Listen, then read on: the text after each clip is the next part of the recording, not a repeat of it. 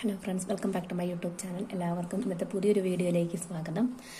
നമ്മുടെ കഴിഞ്ഞ video like ചെയ്ത്, ഷെയർ ചെയ്ത്, സബ്സ്ക്രൈബ് ചെയ്ത് എല്ലാ ഫ്രണ്ട്സിനും ഒരുപാട് താങ്ക്സ് പറയാം കേട്ടോ. ഇന്നെന്ന് പറഞ്ഞാൽ ഇവിടെ നല്ല മഴയാണ് ഫ്രണ്ട്സ്. നല്ല മഴ എന്ന് പറഞ്ഞാൽ നല്ല മഴ, അതിനനുസരിച്ച് നല്ല ശക്തമായ കാറ്റ്. സത്യം പറഞ്ഞാൽ ഇതൊക്കെ കാണുമ്പോൾ നമ്മുടെ നാട് വിട്ട് പോയിട്ടില്ല എന്നുള്ള ചെറിയ ഫീലിങ്സൊക്കെ വരും ചില സമയത്തൊക്കെ. നല്ല നമുക്ക് നാട്ടിലും ഏകദേശം ഇതേ അവസ്ഥയാണെന്നാണ് അറിവ്. എന്നാലും അവർ ഹാപ്പി ആയിട്ടിരിക്കട്ടെ, ഇവിടെ ഞങ്ങൾ ഹാപ്പി ആയിട്ടിരിക്കട്ടെ.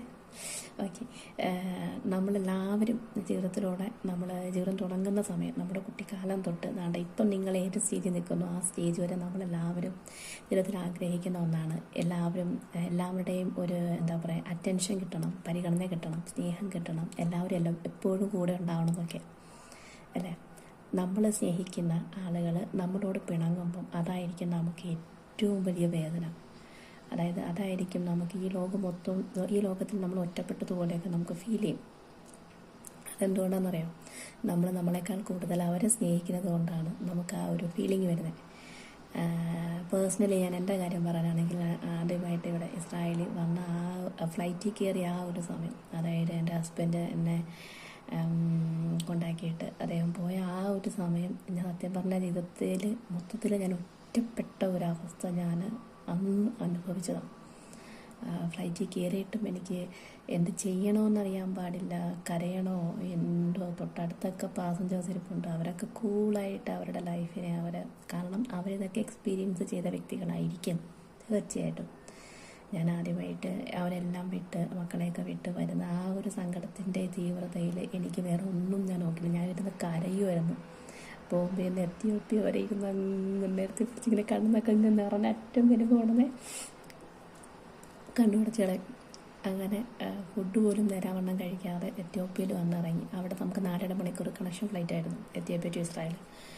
ആ 4.5 മണിക്കൂർ ഞാൻ അവിടെ ഇരുന്ന് ഞാൻ ചിന്തിച്ച എൻ്റെ ജീവിതത്തിലെ ഏറ്റവും വലിയ ടേണിംഗ് പോയിന്റ് എന്ന് ഞാൻ പറയും ആ 4.5 മണിക്കൂർ. പിന്നീട് ഞാൻ കരഞ്ഞിട്ടില്ല. ആ 4.5 മണിക്കൂർ എൻ്റെ ജീവിതത്തെക്കുറിച്ച് ഞാൻ വിലയിരുത്തി. ഞാനിപ്പോഴെന്താണ്, അല്ലെങ്കിൽ ഇതിന് മുന്നേ ഞാൻ എന്തായിരുന്നു, ഇനി ഞാൻ എന്താവണം. 3 കാര്യങ്ങൾ: പ്രസൻറ്റ്, പാസ്റ്റ്, ഫ്യൂച്ചർ. ഇത് 3ഉം ഞാൻ ആ 4.5 മണിക്കൂർ ഇരുന്ന് ആലോചിച്ചു. സത്യം പറഞ്ഞാൽ ഇത് പബ്ലിക് പ്ലാറ്റ്ഫോമാണ്. നല്ല ബോധ്യത്തോടു കൂടി തന്നെയാണ് ഞാൻ എൻ്റെ ഈ ഒരു കാര്യം പറഞ്ഞത്.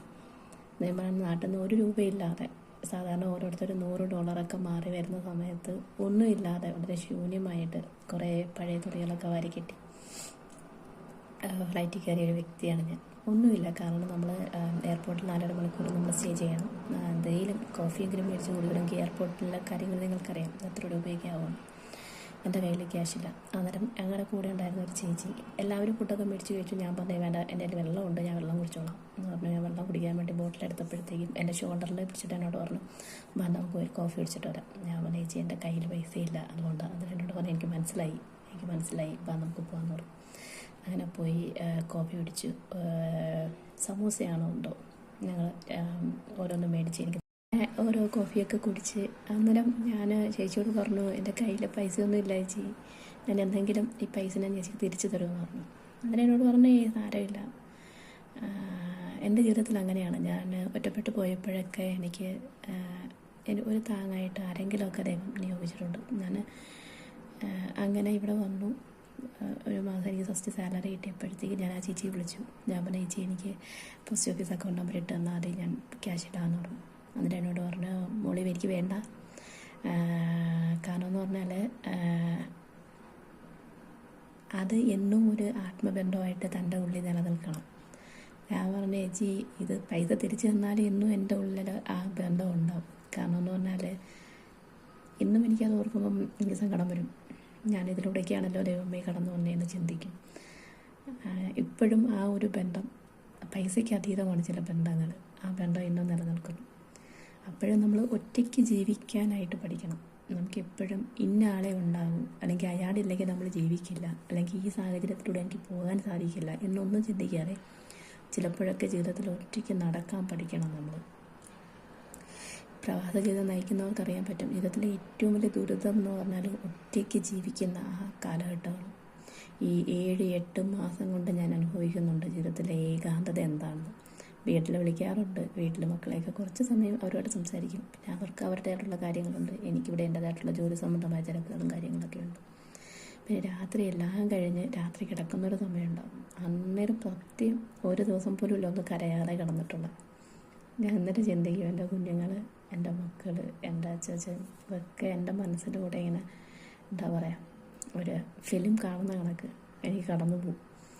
അപ്പോഴൊക്കെ ഞാൻ ചിന്തിക്കും, ഇങ്ങനെ ഈ ഒറ്റപ്പെടലിൻ്റെ പ്രതിഫലമാണ് ഞാൻ എല്ലാ മാസവും മേടിക്കുന്നത്, അല്ലെങ്കിൽ ഈ പ്രവാസികൾക്ക് കിട്ടുന്നത്.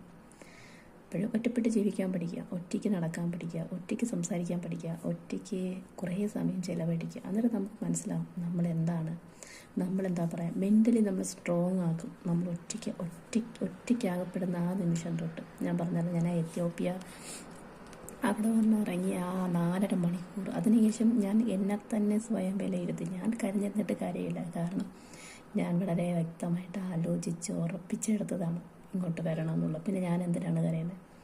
എത്യോപ്യ ഫ്ലൈറ്റിൽ നിന്ന് ഇറങ്ങി അവിടെ നിന്ന് ഇസ്രായേൽ ഫ്ലൈറ്റിൽ കയറുന്ന ആ ടൈം തൊട്ട് ഞാൻ ദൈവത്തോടും, ദൈവമേ ഇപ്പം ഞാൻ ഇവിടെ നിന്ന് ഇങ്ങോട്ട് കയറുന്നത് ഒന്നുമില്ലാതാണ് കയറുന്നത്, ആരും അല്ലാതെയാണ് കയറുന്നത്. പക്ഷേ ഞാൻ അവിടെ എത്തിപ്പെടുമ്പം എന്താണ് എന്നെ കാത്തിരിക്കുന്നതെന്ന് എനിക്കറിയില്ല. എന്തിലൂടെയൊക്കെയാണ് ഞാൻ കടന്നു പോകേണ്ടതെന്നും എനിക്കറിയില്ല. നീ തന്നെ വഴി നടത്തി നീ തന്നെ മുന്നോട്ട് കൊണ്ടുപോകണം എന്ന് മാത്രമേ ഞാൻ ദൈവത്തോട് പറഞ്ഞിട്ടുള്ളൂ. ഇപ്പോഴും ഓരോ ദിവസവും ഞാൻ എഴുന്നേൽക്കുമ്പോൾ ദൈവത്തോട് പറയുന്നത് ഇത് തന്നെയാണ്. ദൈവം ഇത്രയും നാളും നീ എന്നെ കാത്തു പരിപാലിച്ചു. ഒന്നും അറിവില്ലായിരുന്ന, ഒന്നും അല്ലായിരുന്ന, ഇനി എന്തെങ്കിലും ആകുമോ എന്ന് ഉറപ്പില്ലാത്ത എന്നെ ഇത്രയും നാളും നീ കാത്തു പരിപാലിച്ചു, ഇവിടം വരെ കൊണ്ട് നടത്തി. ഞാൻ അറിയുന്നതിന് മുമ്പേ എൻ്റെ ആവശ്യങ്ങളെല്ലാം പറഞ്ഞ് എനിക്ക് തക്കതായ സമയത്ത് നീ നടത്തി തരുന്നു. എൻ്റെ ഈ മണ്ണിൽ നീ എന്നെ കരയാൻ അവസരം എനിക്ക് ഉണ്ടാക്കുന്നില്ല. ഞാൻ കരയും, അല്ലെങ്കിൽ ഇന്നൊരവസ്ഥ വരുമ്പം അതിനുള്ള പ്രതിവിധി നീ എനിക്ക് മറുസൈഡിൽ കണ്ടുപിടിച്ച് എന്നെ അവിടെ കൊണ്ട് എത്തിക്കുന്നു.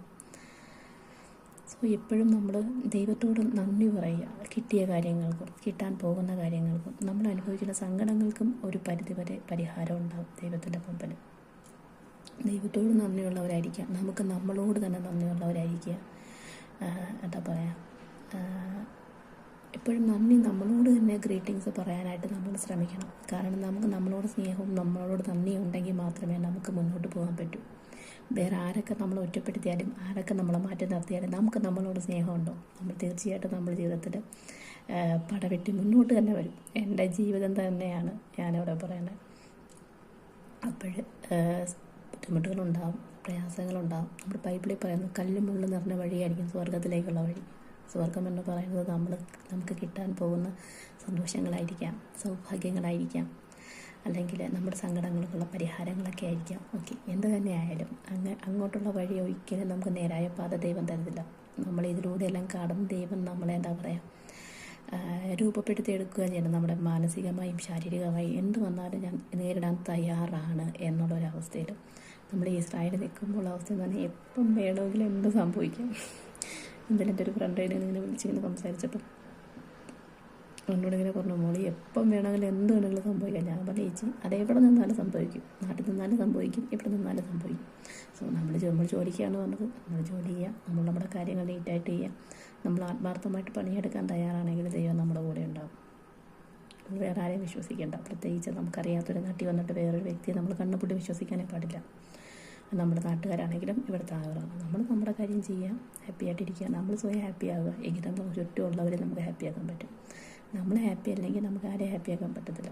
അഭിനയിക്കാൻ എന്ന് പറഞ്ഞാൽ എത്ര നേരം അഭിനയിക്കാൻ പറ്റത്തില്ല. നമ്മൾ നമ്മളായിട്ട് ജീവിച്ച് ചെയ്യുന്ന ജീവിതകാലം മുഴുവൻ നമുക്ക് സന്തോഷമായിട്ടിരിക്കാൻ പറ്റും. നമ്മളെ മനസ്സിലാക്കേണ്ടവർ നമ്മളെ മനസ്സിലാക്കിക്കോളും. ഇത് വളരെ കുഞ്ഞൊരു വീഡിയോ ആണ്, പക്ഷേ എങ്കിലും സ്കിപ്പ് ചെയ്യാതെ കാണണം, ലൈക്ക് ചെയ്യണം, ഷെയർ ചെയ്യണം, കമൻറ്റ് ചെയ്യണം. Thank you.